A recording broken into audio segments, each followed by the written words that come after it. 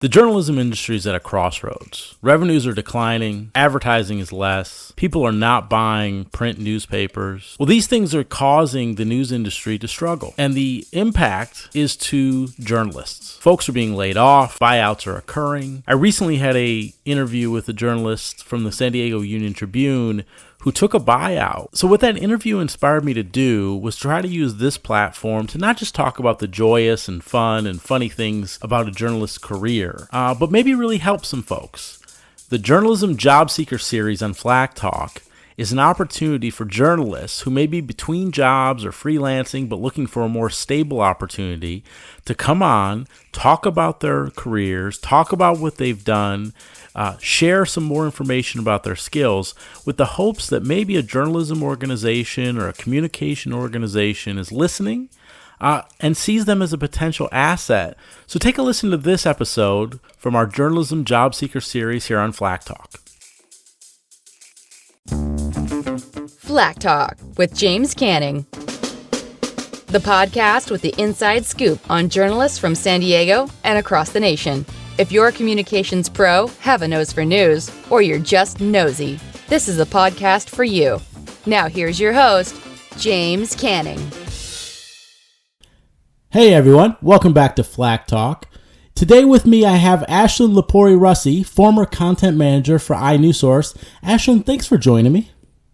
Yeah, of course. Thanks for having me, James. Happy to have you. You know, Ashlyn and I got to know each other at an event. A friend of hers introduced us at a Voice of San Diego. PolitiFest, yeah, right? That's what it is. PolitiFest. Yeah. Event. And then like a few weeks later, like she went to work for Inewsource, which is the publication that many politicos are really afraid of because they always got some kind of news that everyone else can use, but we don't usually like in there. And, you know, so there was a couple of emails I think we had exchanged in kind of our regular work. But Ashlyn, you know, she's come on the show and I'm really glad that she's here. You know, she, unfortunately, like some of the other journalists in town, you know, have really been the victim of these kind of downsizing efforts, you know, a difficult news market. Layoffs. Yes, layoffs. And so Ashlyn, I really appreciate you being here, especially at this time. How you doing? How you feeling? You know, you doing okay? What's going on with you? How you feel? Yeah, you know, honestly, I am okay. It's a very interesting transitional time period in my life, and I think a lot of people in the news business are experiencing it at the same time, which is creating an interesting kind of just sense of community among everybody. But you know, I'm all right. Right after the layoff, I struggled for a little while and had to, you know, find solid ground again, but I've been doing pretty well. The past couple of days I've been struggling with a little bit of like imposter syndrome as it relates to life, just generally speaking, and that's just kind of something I've been chewing on. But overall, I would say things are pretty good. Well, that's good to hear. I know you're out there. You know, like many of our friends out there are, you know, kind of looking for your next opportunity. And what I'm really hoping to be able to do is with this show is show folks who you are. Like, I got a chance to know you. We've had a chance to talk several times. Like, I think that it's important that, you know, journalism organizations, communications organizations realize that journalists, you know, they can be a real asset. And so what I'd like to do is kind of just jump into some questions here to give them a sense of who you are. You know, I'd love to kind of start with like, you know, where'd you grow up and how'd you decide journalism was a career you wanted to pursue? Yeah, absolutely. That's a fun story. So I'm from Northern California originally. I'm from like Sonoma County, the Bay Area. Okay. And moved to San Diego when I was in preschool with my mom because she got into grad school down here. So I grew up mostly in San Diego, but kind of split time between here and the Bay because most of my family stayed up there. So, you know, went through life as a California kid. And then somewhere around high school, I decided that I wanted to be a political writer. Okay. Which is funny, knowing where I landed now. But I got really involved in politics. I was working at city council when I was in high school. I was on like the youth commission. It's basically all of the different districts, just find one or two kids to represent and kind of do like a mock city council. And so I was that kid in high school that did mock city council. But, you know, as time went on, I always knew I wanted to be involved in politics, but that evolved a little bit into news by the time I got to college. Okay. So I went to Berkeley, went back up to the Bay to be with my family, and started working at Cal TV, the school's broadcast news station. Mm-hmm. And from there, it kind of became this journey of, oh, well, maybe I want to be a political satirist. Maybe I want to be Jon Stewart when I grow up. That's a great role model in that genre. Yeah, for sure. And it was great. I hosted my own little, you know, like satirical news show for the school. It was fun. And then that landed me into my first internship at NBC, and that kind of kickstarted the whole thing, where I landed in investigative journalism and decided that that's where I wanted to stay. That's cool. You know, I guess I'd love to kind of get into some more of that, because look, I mean, when you look, and I do my homework on folks, you know, when you look up all your background and stuff, I mean, you have experience that's as deep as an Olympic-sized swimming pool. I mean, it is, and like the reality is, like, you've been doing this a while, but you probably haven't quite been around, or you're definitely not as old as I am, and so, like, you know, I'd love if you could maybe walk our audience through some of the other places. You kind of mentioned a couple of them, but like places you've done journalism and the roles that you've played, like the things that you've learned how to do and know how to do really well. Yeah, I definitely have a unique path in journalism. I started, as I said, at NBC Bay Area, which was Market 6 at the time in the news market. And all of my former colleagues, who are very well-respected journalists, like to remind me of that pretty often. Like, you're spoiled. Remember, you started in Market 6. But, you know, that was still, I maintained the best job I've ever had. I had so much fun there. It was an internship that ended up, I stayed for 2 or 3 rounds. I worked there for a full year. Commuted every day from Berkeley to San Jose just to work with this team and do the stories we were doing. And that was my first taste of investigative journalism. Yeah. So, I mean, I started in journalism with investigative, which I know is a privilege that not many people get to have. So I just got so entrenched in the depth of the storytelling and the impact that it can have. And I mean, we just did some incredible stories. I was on a team that won a Peabody by the time I was 20. A Peabody, awesome. A DuPont. I mean, it was just the most incredible and vivacious environment to work in with such incredible people. Yeah. So I was there for a year, and then I did graduate. I wasn't able to stay because they didn't have a full-time position to offer me. So I ended up moving back down to San Diego after I graduated from college and got a job at a news station down here working as a weekend producer, which was all of the hurt that is advertised when you join as a journalist. Tell our folks, what does that mean? What does that mean? Like, what's a weekend producer? Like, what are you doing in those? In the broadcast world, right, there's the 24-hour news cycle that, right. I mean, in all media cycles, there's a 24-hour news cycle, but particularly in broadcast, that means that there's got to be shows all the time. So if you've ever been to a broadcast news station, it's a very busy room full of people all working on the same thing separately, which is an interesting environment. So you'll get in there and you'll see all of the morning people ending their shift because their shows are done. You'll see all of the daytime people actively writing their stories and, you know, working and getting their pitch meetings all organized and finding out where the reporters are going to be. And then you see the evening people who are there to produce the later shows that are just getting started with their day, trying to get a little bit organized. So, I mean, it's a very living, breathing organism within a TV station. There's a lot going on all at once. So as a weekend producer, my job, because it was the weekend, was to do all of that with fewer people, because most people don't want to work weekends, obviously. That's where they bring all the new people, all the younger people. You start basically on the bad shifts. Okay. So I was doing graveyard. I worked, it was, what was it? I don't remember my days off, but it was basically like Fridays and Saturdays. I had to be at work at 12:30 in the morning. I worked 12:30 a.m. to 9 a.m. and did all 3 morning shows with one other producer. And so it was rough. And then during the weekdays, I'd get in at like 3 a.m. and I got off at noon or something like that. It was hard. It was very difficult work, but I learned a lot very quickly.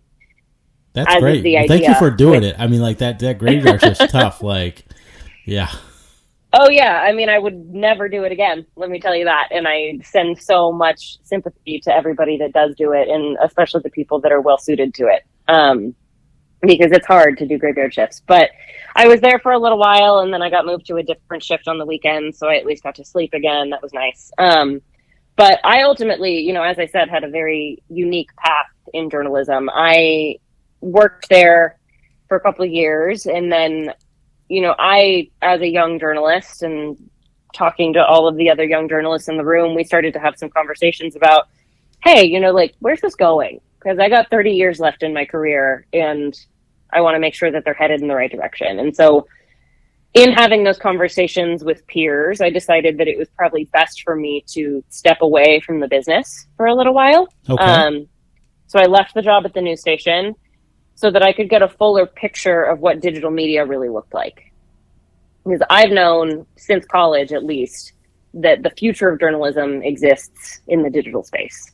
That's just the way that our earth is trending, right? Yep, Everything totally exists in technology. So that's where we need to be if we want to be relevant, if we want to be accurate, if we want to be topical in our storytelling. So I got a job doing SEO because I wanted to understand digital media to the fullest extent. I wanted to understand the backside. I wanted to learn a little bit of marketing because I knew at some point the two would intersect. I knew that marketing and media would become synonymous to some extent. Right. And SEO for folks is search engine optimization. Is that correct? Yes, that's correct. Great. So, you know, got to learn a lot more about analytics and about how the back end of websites work, as well as website design. And that was kind of my first introduction into audience engagement as well. And then I took another job in public relations, as many disgruntled journalists do, because as advertised, it's two sides of the same coin. Which now, having been through both, I don't necessarily agree, but I see why people say that. Okay. I think they're very different if done correctly. Agreed. But yeah, so then I took a job in PR, and then the pandemic happened, so I landed there for longer than I intended to. And my first taste back into news was at iNewssource, where I was content manager. And I had always known I would go back to news. I just wanted to make sure it was done on my terms in a way that felt aligned for me with where news is headed. And so the job at iNewssource was like a dream that fell from the sky when that one popped up, because it was the perfect intersection, a bridge role basically between content marketing and investigative journalism. So that's how I was reintroduced into the news lane, I guess you could say. Yeah, no, that's great. And look, I think kudos to you. You know, there's a lot of people that sit back and they complain or talk about where the industry might be going, but they don't take action. And the reality was you were like, I'm going to take action. I'm going to try to drive my future. I know that this is where things are going. I'm going to gain all these skills and this information and experience, and then I'm going to dip back in. And I think that's, I mean, look, that's brave in a lot of ways. And thank you. You know, you're welcome. And I think that there's a lot of people that are a little afraid of it because, you know, people got to need a paycheck to live and those kind of things usually. And so I think that, but it just shows there's a level of ingenuity and effort on your part to say, I see the writing on the wall. There's a bigger vision here, and I want to be able to contribute to it in a great way. So, you know, kudos. For sure. Yeah. Well, thank you. I mean, I wanted to be able to observe it from all sides, because the modern media landscape that we're looking at is not one-dimensional. It's not two-dimensional. It's barely even three-dimensional. There is so much to explore. There's so many facets. There's so much content, and it's all now rolled up into one giant twine ball that is so interconnected that you need to know all of it in order to succeed. So that's where I was coming from with wanting to learn more. And I still want to learn more. There's still so much more to learn because the technology is evolving every day. Audiences are evolving every day. So, I mean, it's a very interesting field, and I'm happy to have stuck with it for this long. Yeah. So let's do this, because I want to, because you and I have talked off air about a bit of a philosophy you have. I want to get into that, but I want to talk a little bit more. You mentioned the iNewssource role that you had.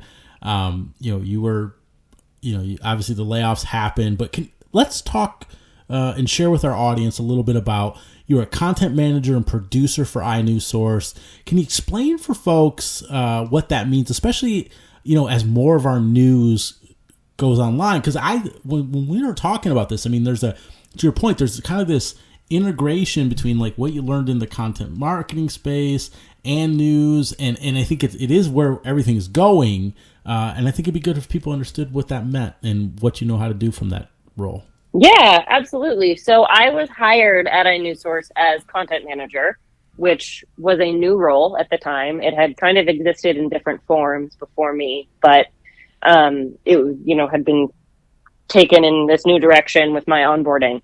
So essentially, my role was to bridge the idea of marketing our content to new and existing audiences with upholding the same standards and integrity of journalism that Inewsource was known for. And investigative journalism specifically, as we've already mentioned a bit, is held to a very high standard, not just of accuracy, but also of impact, of, the way that it affects people, the way that these stories are told, and the impacts that they have on communities, on a lot of people, mass numbers of people, because often it's political, often it's corporate, often it has to do with some kind of governance. So my job essentially was to take these stories that had been incredibly well researched, incredibly well written, and perhaps might be a 15-minute read on our website, into something that would be digestible for audiences that might not view that 15-minute story as accessible. So my job was taking our content, breaking it down for social media, breaking it down for newsletters, breaking it down for, different elements of community engagement. There was one instance where there was a series of stories we did on police misconduct. Mm-hmm. And within that series, there was one story that I broke into 6. Wow. Because in order to tell it, you needed to separate it a little bit more. There was so much detail within that story that to, make it reasonable for people to accept in smaller quantities, someone who's scrolling social media on their lunch break, how can I tell you this story? I'm going to split it into different parts so that you can come back to it and, breadcrumb it in a sense. So it was a lot of content strategy. It was a lot of looking at high quality journalism that was, written at a level for very intellectual people, and breaking it down for those that maybe didn't have that high of a reading level, or, it was basically my job was about access. How can I make this more accessible to more people? And right. That was the idea of the content management. No, that's great. And I think that was a great explanation. And the reason that's needed, in addition to just general accessibility, right, is like these days folks are consuming things at a much quicker pace, and they're not reading as much, right? That's kind of what I took away from what you said. And so you got to grab them at a level that they can understand, so that then they take the time to dive deeper into some of that stuff. Is that correct? Is that kind of what I heard you say? Yeah, I would say it. I mean, my personal views on it are separate from like the Inewsource values of what I was hired to do. I did my job as I was hired to do it, but my personal views on it are a little bit more broad, in the sense that I, generally speaking, will come out and say that we have too much content.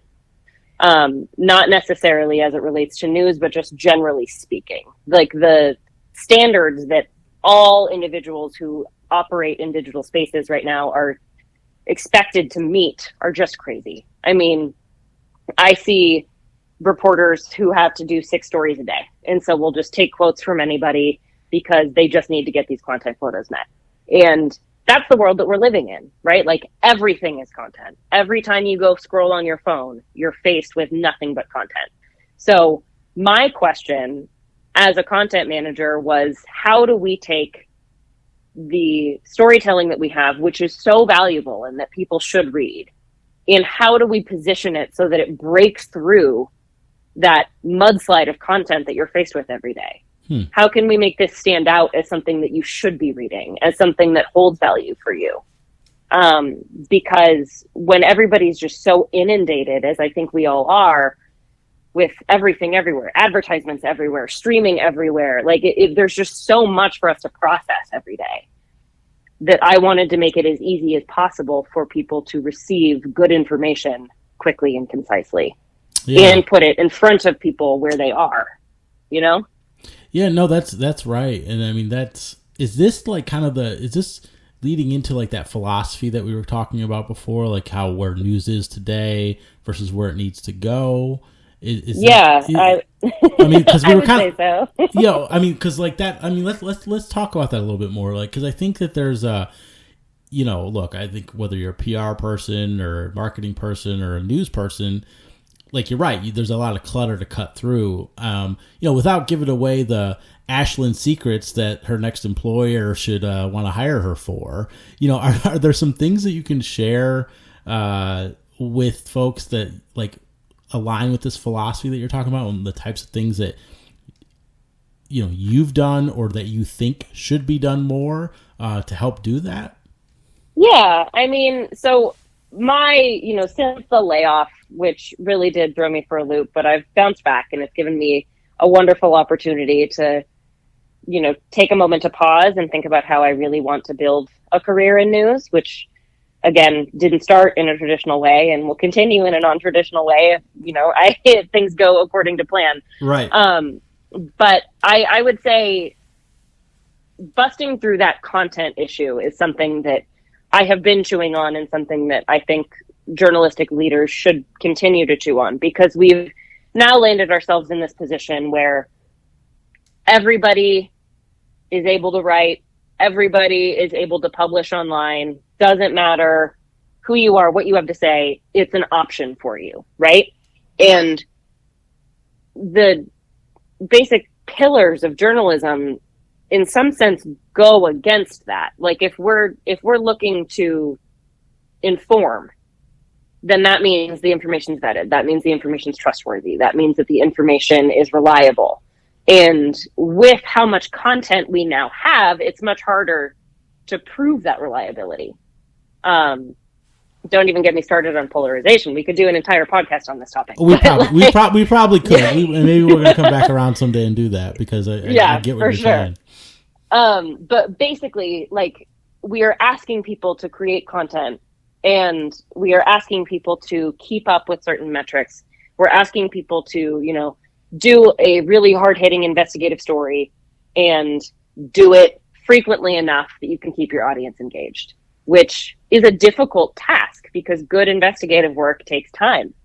There's a lot of roadblocks that you hit, just with different, like, trying to get different documents from different sources, or even just getting your sources to talk to you can also be very difficult. There's a lot of impingements on investigative work often. So it's just interesting to, scroll through Instagram or TikTok one day and see that there's all these people creating unique content, but they're only rewarded for it if they use the same sounds. The algorithms only like you if you use the same sounds as everybody else. It's unique content, but no, it doesn't get to be, because the algorithms don't reward you for that. So we have really put ourselves in a position with this overgrowth that you're rewarded for being the same. Wow. Instead of creating something individualistic, which, again, for me, goes against what I understand good journalism to be, right? Like, it is unique. It's a unique voice. It's a unique perspective. It's also well-informed. It's also intriguing, something that people want to engage with. And I think when there's so much content everywhere, and I'm not speaking just about news, obviously, but it does relate to news as well, because news content is competing with all of the other content that we're seeing every day. So how do you bust through that? How do you break through that wall? How do you get people to care about, the story that you're telling about, let's say, for example, the hurricane that hit San Diego, but thankfully didn't do much, really? How is a story like that supposed to compete with a really shiny TikTok video that is really loud and eye-catching and about some pop culture something? Because attention spans are only so big. And when you're inundated, you filter out the things that are less interesting. I heard once, or read once, that like going on social media is like playing a slot machine, because you're looking for that instant gratification every time you go. And so if you can't meet that instant gratification need, you're not, like, if the content can't meet that instant gratification, then you're not going to spark anything in your user. Yeah. Which is a really interesting conundrum that the news world is in, because that's not how news has ever existed before. But if, places want to be competitive, if different networks want to be competitive, a lot of different networks are trying these new things, but there's not necessarily funding to support it because the traditional way is still paying the bills. So it's a big question happening in the industry right now that I'm excited to see more and more people are talking about. Every new year that I go to conferences, I'm excited that there's more information on engagement in media, in digital media, and how can we connect to audiences, because it's not going away. So, there needs to be more conversations about how we can revolutionize the traditional legacy media industry into something that will survive the next 10 to 50 years, depending on how long our technology sticks around, Right. So do you think you said a lot of good stuff in there. No, you did. I mean, it's some of it's mind blowing because to your point, like we're all in this place where we're supposed to be being unique, but then to gain attention, you have to follow everything else, which is kind of opposite of what that used to mean, right? Right. And so I wonder, do you think that is news going to have to conform?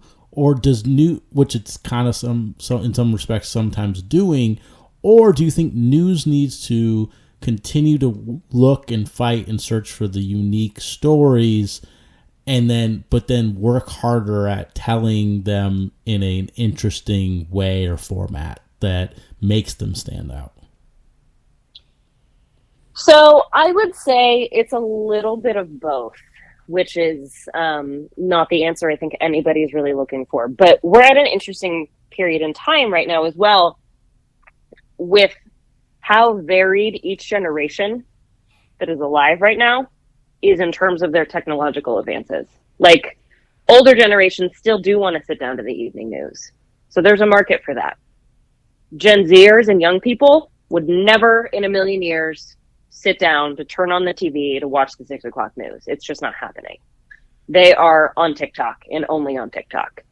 And with, that variety in how people are consuming, it's posing a very interesting question for news organizations.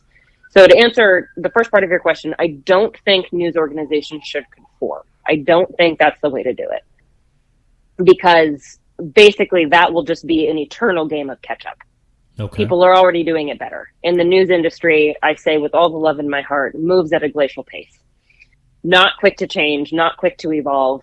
Legacy journalism has lasted for so long because it worked for so long. So my opinion is not that we need to conform because we'll just never catch up. That'll be a rat race. I think it's more that news needs to evaluate what information they want to be giving and how they want to share that information.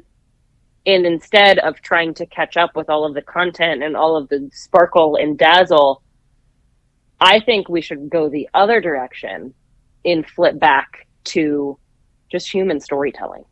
I mean, if you were to go back to the earliest of civilization, storytelling was it.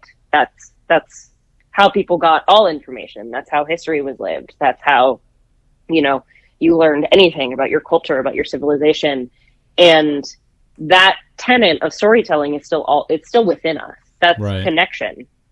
And I think a modern news user isn't necessarily looking for like glitz and glam. I think they're looking for authentic connection and storytelling.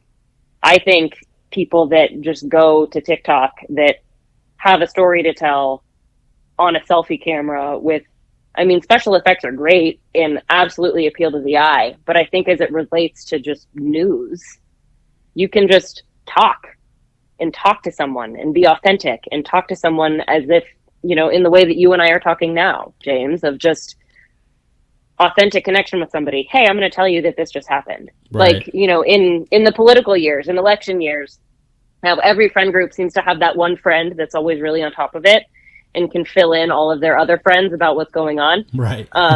It's that. Like, that is what people connect with. That's what people like to learn from. That's relatable. That's accessible. And I think the more that we can capture that authenticity and ease and just, like natural sentiment in, hey, I'm just going to tell you about this real quick. Yeah. That is actually the direction that will be more successful. Do you think though, like, look, I mean, you hear older generations talk about, to your point about like the 6 o'clock news, right? There was like 3 or 4 stations they would turn on and you'd listen to the news person and they provided you the news the way it was, and then you trusted them. And it was always a little bit more authoritative. It was always a little bit more like, I kind of know what I'm talking about. Do you think the conversational tone, while relatable, only adds to the blurred line between what is news and what is what is just kind of people talking and having an opinion? Or is it just the fact that it's like, oh, I have this trusted news source has their logo on it, and I should trust these people because they are news outlets versus the regular everyday person? Does that make sense? Absolutely. And I think, again, the answer to that question is generational. I mean, I would say, well, how do I answer this? So I would say for the older people that are still referring to TV, yes, absolutely. Being able to trust something because it has a news logo on it is important to them. I would say on the complete flip, younger people automatically distrust something if it has a news logo on it because of how polarized everything has gotten, how corporate media has gotten, how Fox News tells a different story than CNN, and it's common knowledge that that's the case, Right. So I think it depends on the user's experience with news, their particular level of disenfranchisement. But ultimately, trust is, of course, the question. You need to trust your sources. However, nationally, if not globally, our view of what trust means is in such an interesting place right now. I mean, there are so many people that trust the YouTubers, even though they have no credibility, and would lay everything down to say, no, I trust this person. I trust this person who says they're a doctor. Versus I trust, they'll trust that person more than they trust a talking head on a news show. Right. Why?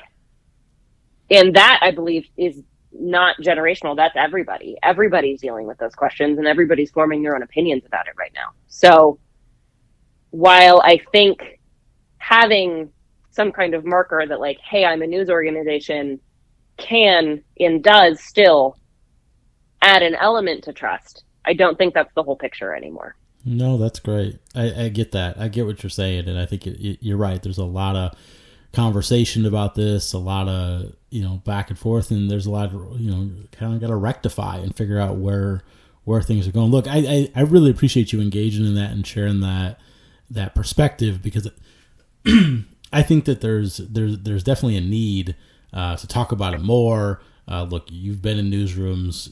Obviously, you and your colleagues have talked about these kind of things, and it's definitely going to evolve. But I think, look, folks, Ashlyn has ideas. She has experience, and if you want to figure out how to better connect to the older generation, the newer generation, sounds like she's got some ideas for you. So keep that in mind if you're listening. Sure do. I'd love to, before we hit our breaking news round, I want to kind of get into a couple more like personal things, if you don't mind, like to kind of give our folks a little bit more about you. Look, we've all been through some type of a layoff or a time in our lives where like our job wasn't kind of the focus for that point in time for one reason or another. And usually we all find something to do. And, you recently kind of married a really personal thing with your passion for journalism. You recently, and I'm so sorry this happened, but you recently lost your grandparent, during this time when you're dealing with the layoff and things like that. And you decided to like really start to kind of share your journey with what you're working through on kind of a personal blog. Do you mind talking with our folks about what inspired you to do this and how this ties into kind of what you do on a day-to-day basis, but maybe in a more personal way? Yeah, absolutely. So the full story is I was blindsided by a layoff, and 5 days later, my grandfather died. So the end of June for me was just kind of a whirlwind, and I took the entire month of July, not planning this, but it's what I needed to just grieve and to just burst out in tears randomly throughout the day, which I wasn't necessarily expecting. Layoff grief. I had never been laid off from a role before, and especially one that I cared so much about. I mean, I really poured my heart and soul into this job at Inewsource. I kind of lost myself in it, to be completely honest, because I was working so hard for it. I believed so much in what we were doing and what we could accomplish that I just went completely gung-ho. And so when it was over, it was just a shock. And it was a particularly interesting few days as that happened, because I, went into the office, got laid off, was not expecting it. And less than 24 hours later, I was on a flight to a conference I had been scheduled to go to. So my joke that I made was I got broken up with, and less than 24 hours later, I was on my way across the country to a 4-day singles event. That's what it felt like. Yeah. And then I had to leave the 4-day singles event early because I was told that my grandfather was entering hospice. And I got up to Northern California on Saturday night at around 8:30, and he passed away on Sunday at 2:00. So sorry. Thank you. I mean, it was hard, and I made it in time, thank God, and I got to say my goodbyes, and, but it was a whirlwind of a few days of very low to suddenly up with all of my friends and colleagues at a conference who were supporting me and saying, not you, we'll find you a new job. What? You got laid off? Back down to, there's grief, there's loss, there's tragedy, and it's coming at you from a lot of different angles. So, it was one of those seasons of life that everybody goes through, and I'm so grateful for the support that I've had throughout it, and all just the people in my community and my network who are looking out for me. But it was hard. There's no way to say it wasn't hard. Right. So, in talking about it, the way that I process things has always been through writing. And I am a person who just kind of journals constantly. Like, if I am having a bad day, I'm going through something, you will catch me journaling, because that's how I process it, whether it's in my journal or just on the notes app in my phone. Like, that is how I transmute my thoughts. Yeah. Is by writing them down. So, just in talking to different people, colleagues, headhunters, whomever, a lot of people, as I was going through the layoff and the grief of it, were saying, you should start a blog. It's like, what? And they all said, no, I think that what you're going through and the way you're speaking about it could help a lot of people.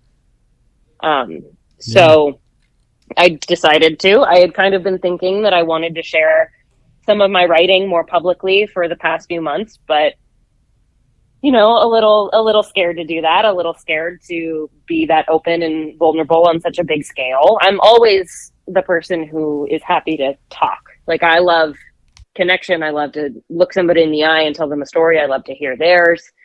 But writing it down and sharing it into the abyss of the internet was a little bit scary for me. Yeah. And it still is, to be fair, going back to the imposter syndrome I mentioned at the beginning. But yeah, I started a blog just to share my layoff and my layoff grief and how that folds into other grief.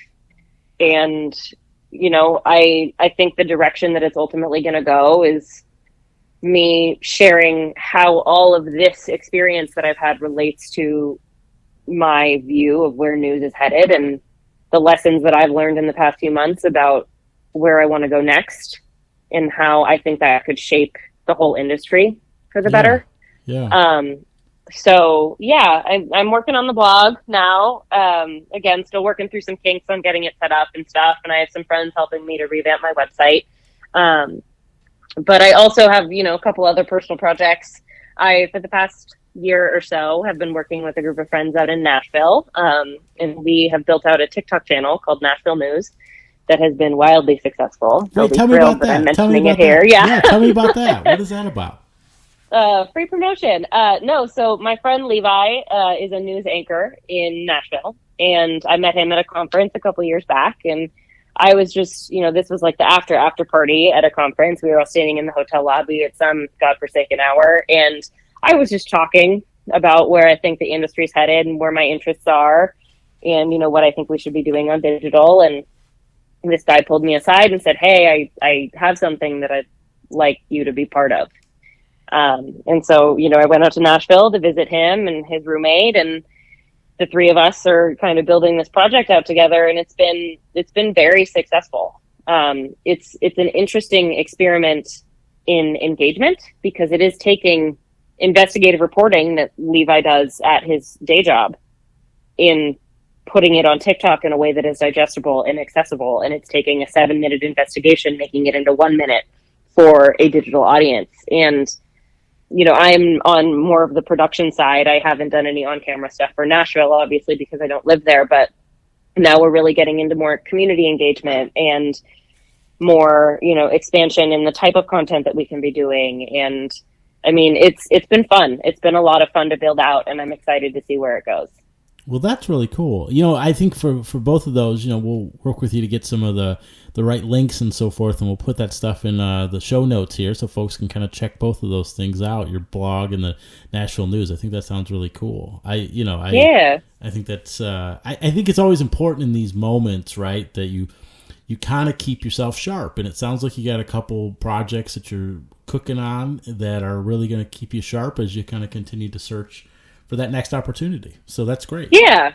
Thank you. I appreciate it. I think, as I said, the layoff completely blindsided me. Is not at all what I would have expected, but life really tosses you those moments that allow you to reflect and say, is this really how I want to be doing this? Or do I want to go about this differently? Yeah. What is best for me? And I'm just so grateful for that pause because it helped me to really reframe. I do want to do it differently. I want to have my hands in a lot of different things. I want to be, building out this side project in Nashville with these two great people. And I want to be maybe sharing more of my personal writing through this blog. And I want to open myself up to more than just a job in news, which I think for a lot of journalists, the path that you're told you need to take, at least in the broadcast track that I was in, but I think generally speaking is like, okay, yeah, you get a degree in journalism and then you graduate and you go to some horrible city that no one wants to live in and you'll be there for 2 years, but you'll learn a lot. And then you're going to upgrade to a little bit better city that still nobody wants to be in, but you'll be reporting and it'll be good, but you're going to be understaffed and it's going to be really, really hard. And then maybe you'll move to a city that's more fun, that has more industry, and you'll start to do some real stories that have real impact. And then it just keeps going along that train. But that was not my path. And that was a path that I kind of rejected from the start. So, I mean, not necessarily by my own volition, but that's just the way that it happened for me. I started in the high market. I did great work there. And I realized that those rules that had been set for journalists didn't have to be the way that it was. There's a lot of different ways to build a career in this industry, especially at a time period where there's so much opportunity with how media is evolving. Yeah. We can do this any way that we want to do it. You can be an entrepreneurial journalist. You can be a creator. You can be whomever you want to be, because that is the groundwork that's been laid before us. Yes, the trust question and the, validity questions all come to mind, and those are critical. But we've also created this framework that if you carry those two things on your back, the trust and the validity of it, you can go pretty far and you can find a unique path and a unique journey that, as long as you're maintaining journalistic standards, there's room to play, there's room to explore. Yeah. And so I'm excited to kind of, walk around that desert for a little while. Hopefully it's not a desert. Hopefully it's very lush and green and tropical, and there's a lot of I hope there's a lot of money people and there. abundance, but abundance there, not desolate. But yeah, I mean, that's the idea, right? No, you're entering new territory, right? And I think that's what you're saying. Like, look, the path forward is not always straight, and it's sometimes crooked, and it kind of goes in this direction and that direction, and jig-jags over there and whatever. But like, the reality is that you've learned a lot. You're carving this path, and you're doing what a lot of people can't do, which is embrace that there's always going to be some change, some roadblock, and you're saying, bring it on, and I got ideas to make it better. And I think that's a telling sign of the type of personality that you have and the resilience that you're trying to show yourself, frankly, and you've probably already proven that to yourself, but then others who are out there, right? Because it doesn't have to be exactly the way everyone says it always has to be. Yeah, so thank you for that. Yeah. It's definitely an interesting experiment in being comfortable with uncertainty, but I'm grateful to take it on, Well, Ashlyn, I was wondering, like when you're not doing the journalism focused things in your life, what do you like to do? Like, how do you spend your free time? Are there ways you unwind? Are there fun things or maybe not fun things that that you do that are really unto yourself and things that make you? Yeah. What's been interesting in this period of time between jobs is I'm really getting to reconnect with a lot of those things. So I'm very grateful for that too. I am a yoga teacher. In addition to everything else, I became a yoga teacher a couple of years ago. So I'm a very spiritual person. I'm very connected to movement and, physical practices. I love to spend time outside. And I love to just do what makes my body feel good in any stretch of that, like movement, breath, meditation, all of those things help to keep me even keeled. So that's a very big part of my life. Okay. I also, I really love to cook. That's like kind of how I reset and how I connect with my creativity a lot of the time is to just go to the farmer's market and pick the things that look good and then come home and say, okay, now what do I make with this? That's like always Chopped. It's like open the basket and what do you got? What can you make? Oh, for sure. I love it. It's so much fun, but there's no time commitment. There's no time constraint. So you just get to kind of flow with it and like, oh, I'm looking at my spices and suddenly this one jumps out at me. Okay, let's try that. I love to do that, and I love to, cook for people, entertain, have people over. I spend a lot of time with my friends and family. My mom lives in town, so I get to spend a lot of time with her, which has become especially important to me this year with how much loss there's been. Yeah. Spending time with the people that you care about and telling them how much you love them and telling them often. I also, love to go to the beach, love to swim, any body of water. Swimming laps, swimming in the ocean, all very important to me. And, as I said, writing. I write pretty constantly. Yeah. It's funny. I found that, and I don't know why it surprised me, but there's been a few journalists recently who have they're working on a book, they journal, they're working on short stories. You think, a lot of people don't do the thing that they do on a day to day for their hobby sometimes, but journalists, that writing thing, man, that's an in you no matter what. It's innate. I think it's innate for certain people, and it's been funny just to kind of as I'm going through my whole life in this period of time and reevaluating every choice I've ever made. Not really, but just seeing how things have stacked to where they are now. Yeah. I remember being a little kid, like elementary school, and when people asked me what I wanted to do, I always said I wanted to be a writer.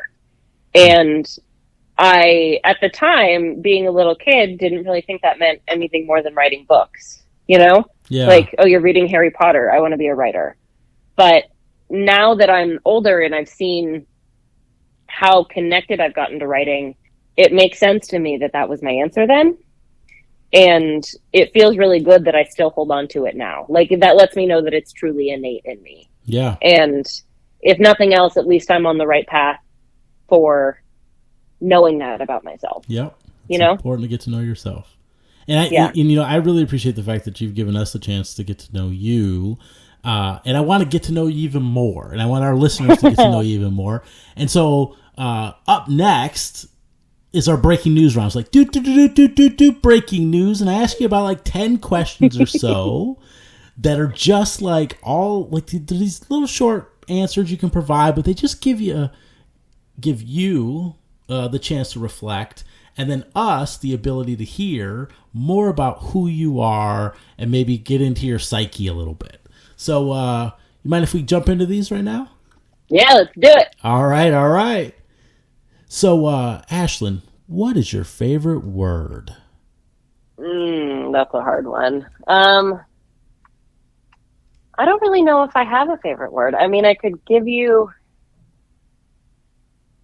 Sage, which is my cat's name. I just adore him with my whole life. So that's a favorite word. But I would say any of my favorite words are the words that are fun to say. Like, I like the word delicious because of the way it comes out of your mouth. I like any of the words that taste good. Okay. Does that make sense? Yeah, totally. I get you. What do you have a least favorite word? Is there a word you don't like to say or you don't like to write down? Yes. Not writing down, and it's not even saying it. I don't mind saying it, but I never say it. It is other people saying it. The word yummy. Yummy. I have a pure aversion to, and it's fairly recent in the past couple months, maybe the past year, but I just hate that word. I feel like there are so many other words that you could use to better describe whatever it is that you're talking about. And it's always, the word yummy is always said like, yummy. And it's just so gross. I just hate it. And that Justin Bieber song did not do me any favors with that word. It made me hate it more. Yeah, there's so many other things that you could do than say that word. I know it's. I think it's how other people. It's how other people say it. I think my like response to the word yummy is how other people feel about the word moist. Gotcha. Understood. Yeah. We might put that Justin Bieber song in the show notes just so the folks know what Ashlyn's talking about if you haven't heard it. It's an interesting that's song. Fine. It's an interesting song. I don't want to hear it though. You don't have to click on it. What turns you on creatively, spiritually, or emotionally? Connection. That's easy. What turns you off? Any lack of connection. Anytime that you're talking to somebody and you can tell they're being inauthentic, anytime that you are noticing an insecurity or something, fake, a face, a mask on top of anything, that's a shutdown for me. I got you. Ashlyn, do you have a favorite curse word, and will you share it with us? I would say my favorite curse word is probably fuck, because there's something very lyrical about it. Okay. Like you can sing song the word fuck in a way that you can't with other curse words. Like when you stub your toe, you can sing song that. You can sing it to yourself as a song. And the others don't necessarily have that same rhythm, Yeah. I have a lot of family that lives in France, in Tahiti, and we have just kind of like an inside joke among us. The French word for bitch is salut, and we just kind of run around calling each other that. So that's another contender. Okay.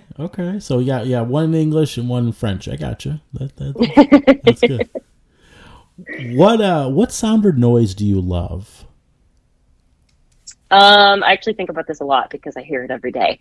My favorite sound, other than my kitty cat's meow and hearing him talk to me, is the sound of like water being poured for tea. If you've ever really like listened in to just that sound of water being poured from a kettle or an electric kettle or whatever, a teapot, whatever, there's something so delicate and just warming about that sound that is so often overlooked. But like my ears will turn on when I'm about to pour some tea. I just love that sound so much. There's something very calming to my nervous system about it. That's very interesting. I've never heard that one before. That's pretty good. Pay attention. I'll have to try it next time. I'll listen. Yeah, pay attention. It's very slight. It's very, muted, but it's there and it's important. What sound or noise do you hate? Just kind of noise generally. Like there's like ambient noise, the noise that interferes with your day. Like there's something going on, excuse me, at my apartment right now where there's a gardener like every single day. Okay. And like just hearing a mower in the background constantly is aggravating to me. Like low-flying planes or helicopters that circle, like any just noise that disturbs the peace. I live on a busy street, so there's like motorcycles that will just rev down the street, and like just noise, ambient noise that doesn't really have a utility bothers me. I got you. That's a good one. Anything that disturbs the peace. What profession other than your own would you like to attempt? Chef. I often joke, and I might not be joking. We'll see when I get there. That, one day when I'm done with my journalism career, I'd like to go to culinary school. Oh, that's cool. That's cool. Yeah. Is there a profession that you would not like to do? I'm sure there's plenty. I guess you don't know until you're in them, but I would say, there's a lot of jobs I don't want to do. Any job that would take me away from me is a job I don't want to do. Any job that would ask me to betray my dreams or my passions is a job I'm not interested in. Anything that, and I think this is the case for a lot of people living in America right now, is your job asks you to have your job be your number one thing. And I just don't think that that's right. So any job that would ask me to put it before me is not a job that I would want, which luckily I've now found a field where all I think about is journalism, because it's like the questions that I want to answer and the problems I want to solve. So they're one and the same. It's yep. No, I get that. Different. No, I totally get it. Ashlyn, I would hate to be a corporate salesy. I don't know. Yeah. I get you. I get it. No, I think that's that's not your personality. You found a career that's within your personality, and anything that kind of takes you outside of that doesn't feel good. I think if we're lucky enough to find that career that gives us the ability to love it, I think we should hold on to it tight. Right. Life is too short to not follow through on your passions and what you believe you need to do as a person. Yeah, totally. Ashlyn, if heaven exists, what would you like to hear God say when you arrive at the pearly gates?